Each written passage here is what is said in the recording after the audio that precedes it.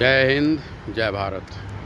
मित्रों, मैं आपको ये बताना चाहता हूँ कि सपोर्ट करना किसी एक जाति को, एक धर्म को, एक कौम को, एक इलाके को, एक क्षेत्र की आपको बताता है कि आप राजनीतिक में अभी भी कहीं ना कहीं किसी क्षेत्रवादिता से ग्रसित हैं। अगर आपको वैश्विक सार्वभौमिकता पर विश्वास है तो आप एक साथ आइए। सबका विकास, सबका साथ। मोदी जी ने भी कुछ ऐसा किया है।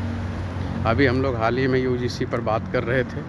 यूजीसी में सबने बुरा किया, अच्छा किया, जो भी किया।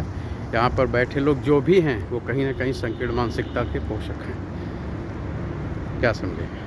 जिन्हें आगे बढ़ना है, मैं देखता हूँ 4 बजे से उठ जाते हैं वो लोग, मेहनत करते हैं, उनमें किसी आरक्षण की ज़रूरत नहीं होती। अभी आपने देखा होगा कितने लोगों को हीरो बनते हैं इस धरती पर। वो लोग कितने आरक्षण से सिर्फ आप शूद्र बन सकते हैं। यस, जिससे आगे शूद्र को अपमानित किया जाता था ना, आरक्षण वही शूद्र, मतलब सरकारी नौकरी।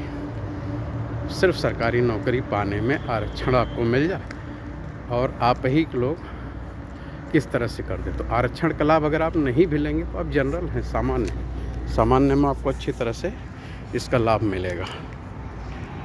बाकी अगर हम सब साथ उठ के बैठेंगे तो वहाँ पता होगा सबको कि हम साथ और उतनी ही मेहनत करके आए हैं जितना कि उस कार्य के लिए ज़रूरत थी। तो हम सब लोग उतनी दक्षता के साथ आए हैं। अगर आपको कोई समझा रहा है कि इस व्यक्ति के खिलाफ़ जाओ तो आपको नहीं जाना है, क्योंकि यहाँ जितने लोग भी आप तरक्की के मार्ग पर दिखेंगे वो किसी ने आरक्षण का लाभ नहीं उठाया है। जिसने भी अधिक संपत्ति अर्जित की है वो कभी आरक्षण का भागीदार नहीं रहा है। अगर उसने तरक्की की है तो अपने बदौलत।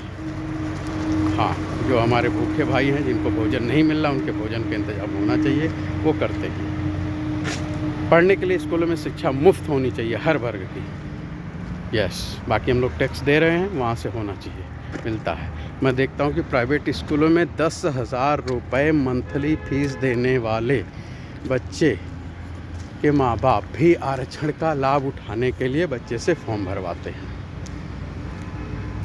ठीक है, एक बच्चा जब भर्ती हो जाता है तो उसको ये पता होता है कि हमें ये कार्य दक्षता से करना, बट वो नहीं करता है क्योंकि वहाँ इतने तरह के कूटनीतिक और राजनीतिक लोग उसे मिलते हैं तो कोई काम नहीं कर पाता है। फिर उसे याद आता है कि ये वही भोली भाली जनता है, 140 करोड़, जिसमें से हम लोग चुन के आए हुए हैं और हमें सरकारी सत्ता और कार्यभार हाथ में सौंपा गया है। इस तरह अंग्रेज लूटते थे, हमें भी वही पद्धति मिली है, तो हम भी बिना सुविधा शुल्क लिए कार्य नहीं करेंगे। और अगर कोई शरीफ बंदा उलझ गया कहीं तो पूरे मुकदमे की फ़ीस उससे वसूली जाएगी। अगर कोई बंदा कोई सरकारी कागज़ लेने आ गया तो हम सरकारी क्लर्क हैं, बिना घूस दिए उसको हम कागज़ नहीं देंगे। यस, उसको इतना दौड़ाएंगे, उसका 4 गुना भाड़ा लग जाएगा, 4 गुना खर्चा लग जाएगा, कई गुना समय बर्बाद होगा। मजबूर हो जाए कि बेचारा 100-200 रुपये दे के चला जाता है। और वही लोग कहते हैं कि हम शोषित हैं, जो शोषण कर रहे थे। पूछोगे तो कहेंगे बिल्कुल हम नीची कास्ट के हैं, हमें दबाया गया है। ठीक 5 मिनट वो क्लर्क के काउंटर पर बैठ करके आपसे पैसे की वसूली करते हैं, फिर बाहर आएंगे, कहेंगे हमें दबाया गया है। अरे भाई साहब, ठाकुर ब्राह्मणों का राज हुआ तो मुझे लग रहा 2-4 हज़ार साल हो गए होंगे। उसके बाद तो आक्रांताओं ने ही शासन किया है। ठीक है,